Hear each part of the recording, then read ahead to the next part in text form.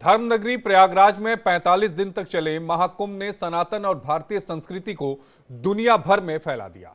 देश विदेश से रिकॉर्ड संख्या में श्रद्धालु प्रयागराज आए। संत और श्रद्धालुओं ने भी सफल आयोजन के लिए सीएम योगी आदित्यनाथ को धन्यवाद दिया, लेकिन विपक्ष ने इस भव्य, दिव्य और महाकुंभ पर सवाल उठाए।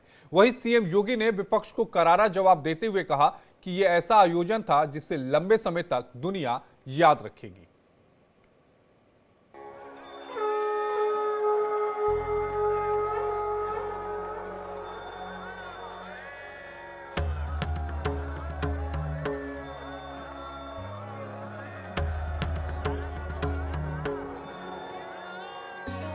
जिसकी जैसी दृष्टि थी उसको वैसे ही सृष्टि प्रयागराज में देखने को मिली।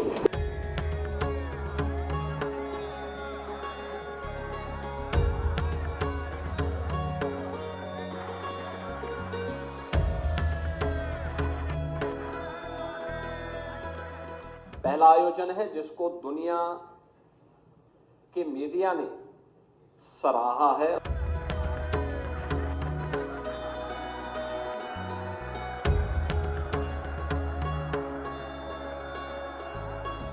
दिव्य, भव्य और अद्भुत महाकुंभ का समापन हो गया है।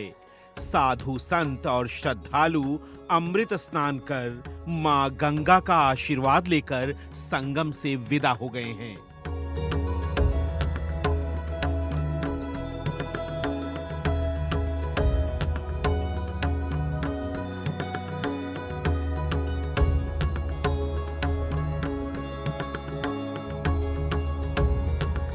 धर्मनगरी प्रयागराज में हुए इस महाआयोजन के लिए योगी सरकार तन मन धन से समर्पित रही, जिसके चलते सीएम योगी के नेतृत्व में हुआ ये भव्य आयोजन सबके मन में अमिट छाप छोड़ गया, कभी ना भूलने वाली यादें दे गया।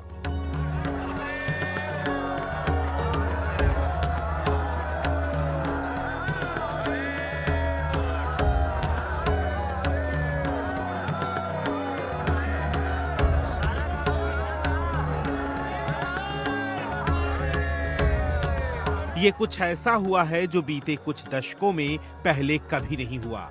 ये कुछ ऐसा हुआ है जो आने वाली कई शताब्दियों की एक नींव रख गया है। प्रयागराज में जितनी कल्पना की गई थी उससे कहीं ज्यादा संख्या में श्रद्धालु वहां पहुंचे। इसकी एक वजह यह भी थी कि प्रशासन ने भी पुराने कुंभ के अनुभवों को देखते हुए ही अंदाजा लगाया था, लेकिन अमेरिका की आबादी के करीब 2 गुने लोगों ने एकता के महाकुंभ में हिस्सा लिया, डुबकी लगाई।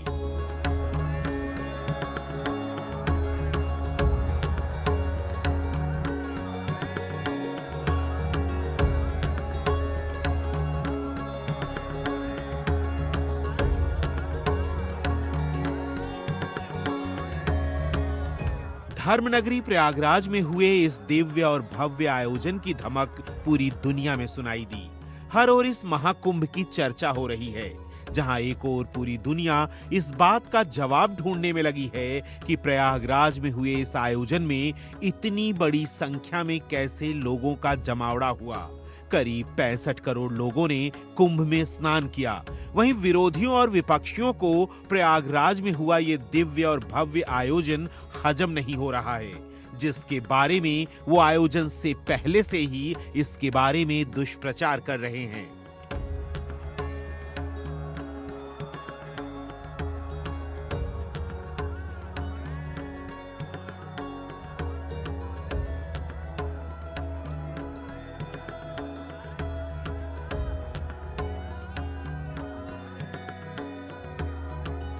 महाकुंभ के खिलाफ बयानबाजी करने वालों पर उत्तर प्रदेश के मुख्यमंत्री योगी आदित्यनाथ ने करारा जवाब दिया है। विधान परिषद में बोलते हुए उन्होंने विरोध करने वालों को ऐसा जवाब दिया जिससे उनकी बोलती बंद हो गई। कुंभ के बारे में चर्चा वही कर सकता है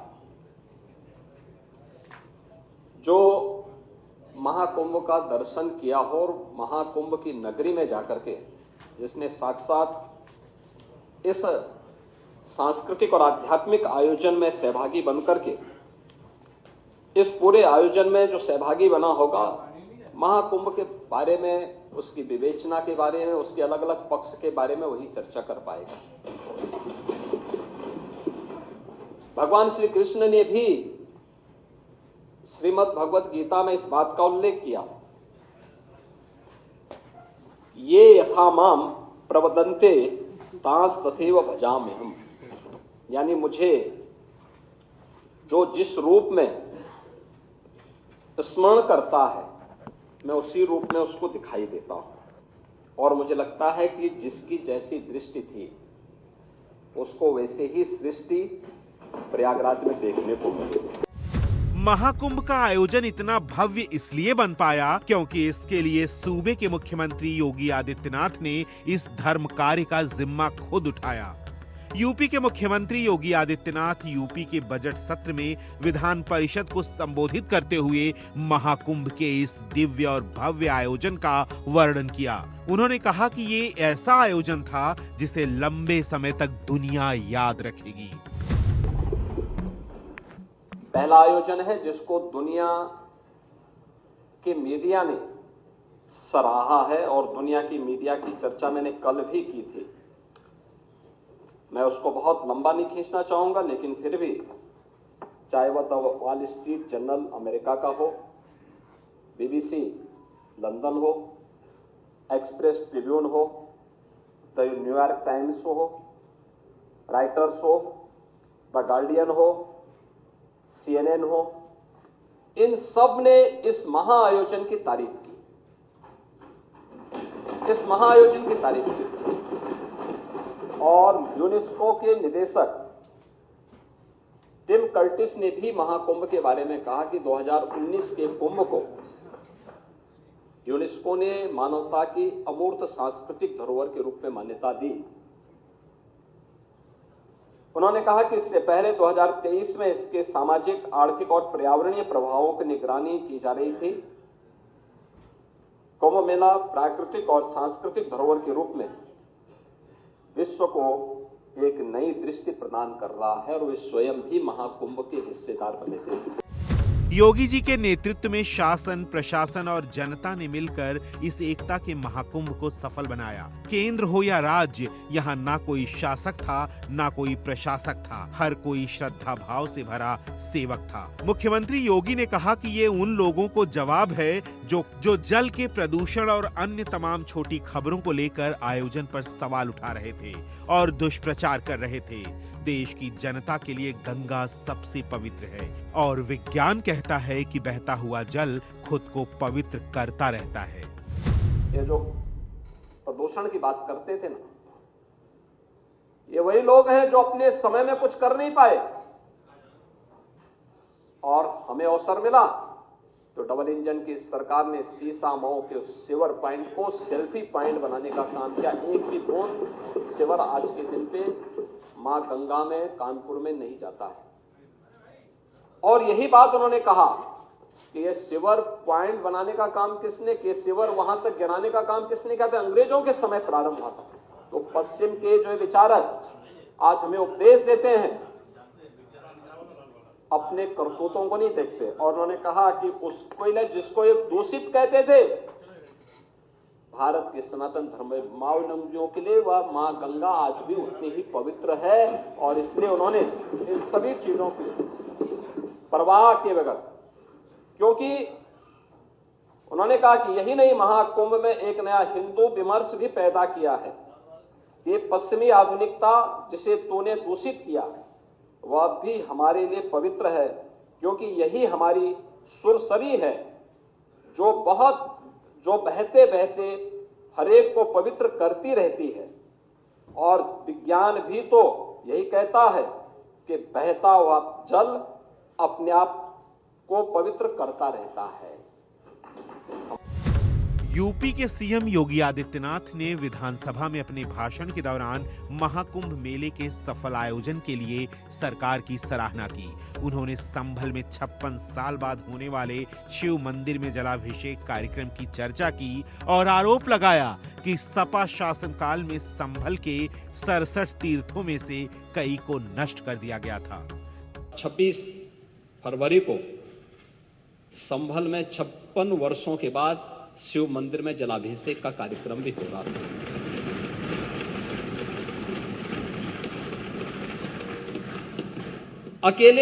अकेले संभल में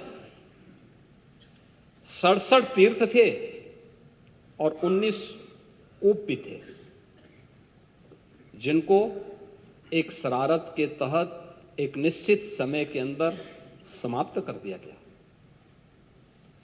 और जिनमें से 68 तीर्थों में से 54 तीर्थों को ढूंढना ये तो हमारी विरासत का हिस्सा है, और हमने तो वही किया है। हमने तो वही कहा है कि जो हमारा है वो हमें मिल जाना चाहिए। हम उससे तर कहीं नहीं जा रहे हैं, उससे तर कहीं नहीं। और 19 जो कूप हैं उन्हें भी मुक्त कराया गया है। सच कड़वा होता है और उस कड़वे सच को स्वीकार करने की सामर्थ्य भी होनी चाहिए।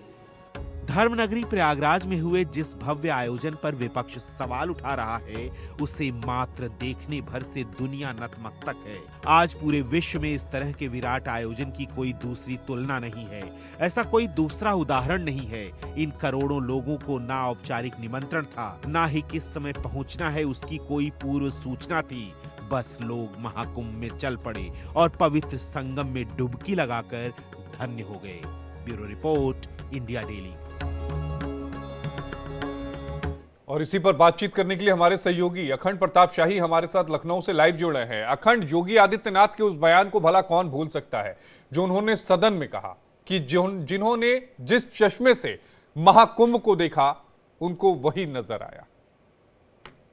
बिल्कुल, और मुख्यमंत्री ने ये बात बड़े चुटीले अंदाज में कहा। किसी के लिखे हुए को उन्होंने उद्धृत करते हुए कहा, लेकिन जो उनका कहने का तरीका था वो था कि गिद्धों को लाशें मिली और रिश्तों को अपनापन मिला, और इस तरीके से जोड़ के उन्होंने बड़ा लंबा वो लगभग 10 लाइनें थी, और उन 10 लाइनों में तो समूचे कुंभ के आयोजन को समेटने की कोशिश की जिसकी वो रामचरितमानस की वो चौपाई है कि जाकी रही भावना जैसी प्रभु मूरत देखें तिल तैसी।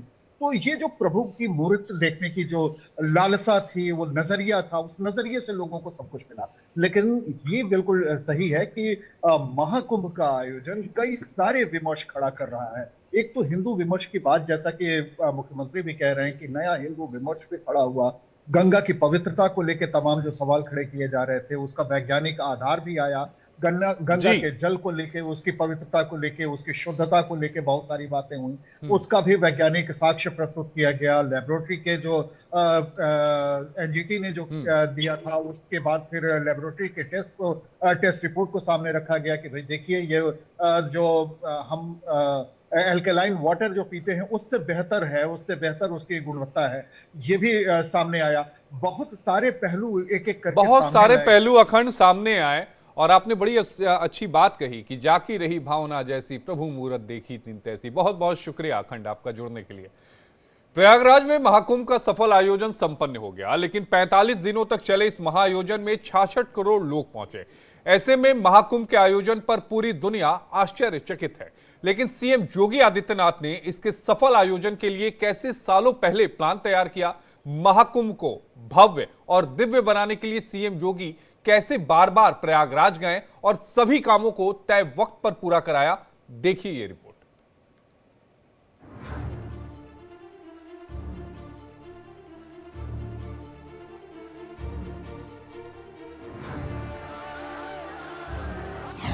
मुख्यमंत्री योगी आदित्यनाथ ने इस बार के महाकुंभ को पहले के सभी कुंभ से अधिक नव्य और भव्य रूप दिया था। प्रयागराज 45 दिनों तक पूरी दुनिया के आकर्षण का केंद्र बना रहा। महाकुंभ में देश ही नहीं बल्कि दुनिया के कोने कोने से लोग शामिल हुए। महाकुंभ 2025 को पूरी दुनिया ने देखा, समझा और इसके जरिए सनातन और भारतीय संस्कृति को जाना। लेकिन महाकुंभ के सफल आयोजन के पीछे कड़ी मेहनत है सीएम योगी आदित्यनाथ की।